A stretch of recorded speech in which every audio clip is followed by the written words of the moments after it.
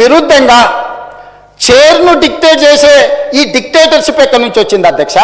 పైనుంచి కిందికి ఆదేశాలు వస్తాయి, కింది నుంచి పైకి ఆదేశాలు వస్తాయి. అధ్యక్ష ఒకసారి చెప్పండి, ఎక్కడి విధానం ఇది? ఎక్కడుంది? ఇన్నేళ్ళ అనుభవం ఉంది అంటారు, ఇన్నిసార్లు గెలిచినాం అంటున్నారు. ఇన్నేళ్ళ అనుభవం ఉంది, ఇన్నిసార్లు గెలిచి ఇన్ని రోజుల అధికారంలో ఉన్న మీకు ఈ కనీస పరిజ్ఞానం కానీ అవగాహన కానీ లేదా? ఉన్నా కూడా మీరు కళ్ళు మూసుకొని వ్యవహరించాలనుకుంటే సమాజం అంతా గమనిస్తుంది. దయచేసి స్పీకర్ సార్ మీరు ఆదేశాలు ఇవ్వండి, వాళ్ళని కూర్చోమనండి.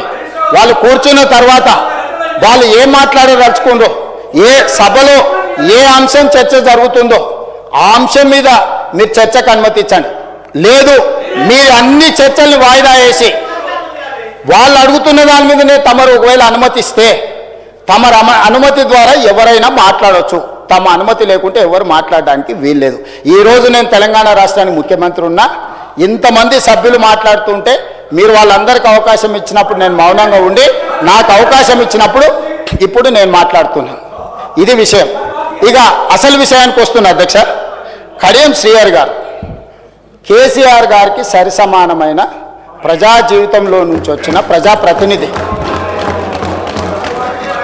ఎవరు కూడా నేను ఆన్ రికార్డ్ నేను చెప్తున్నా, కడియం శ్రీహరి గారి నిబద్ధతను నిజాయితీని ఈ దేశంలోనే ఎవరు ప్రశ్నించజాలరు. నిజాయితీతో కూడుకున్న నిక్కచ్చిగా వ్యవహరించే ప్రజాప్రతినిధి. ఎన్నో మంత్రి పదవులు చేపట్టిన అవినీతి మచ్చలేని మంత్రిగా పనిచేసిండు.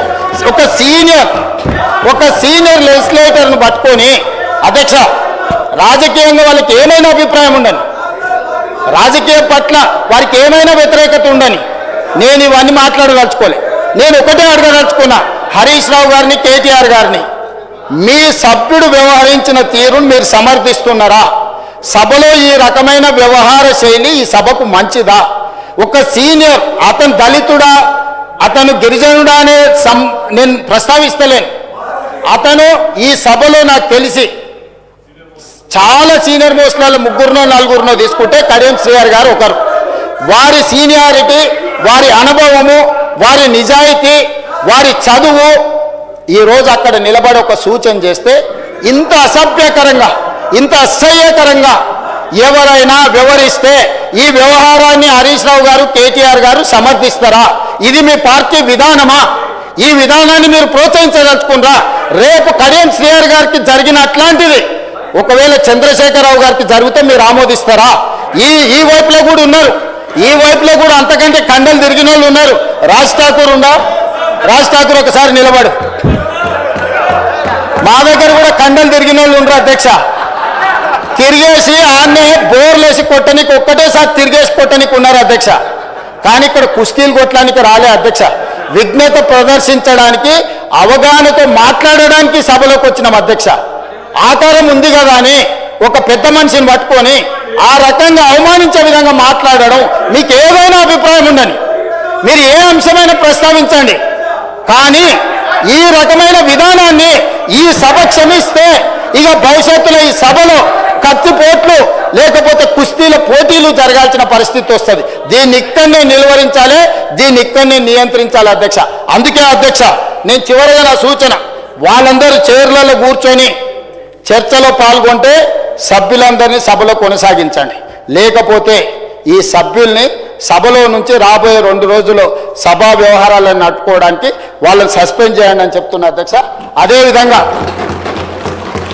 అన్ని రకాల నియమ నిబంధనలు, సాంప్రదాయాలను ఉల్లంఘించి అసభ్యకరంగా, అవమానకరంగా వ్యవహరించిన పాడి కౌశిక్ రెడ్డి గారి విషయంలో ప్రత్యేకమైన చర్యలు తీసుకోవాల్సిన అవసరం ఉంది.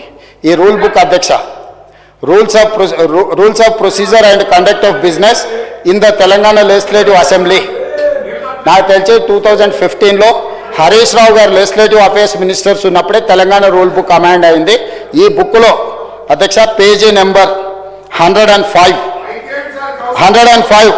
కమిటీ ఆన్ ఎథిక్స్, ఈ రూల్ బుక్లోనే 105 పేజీలో committee on ethics 288 rule number, the committee shall examine every complaint concerning the unethical conduct of a member both within and outside.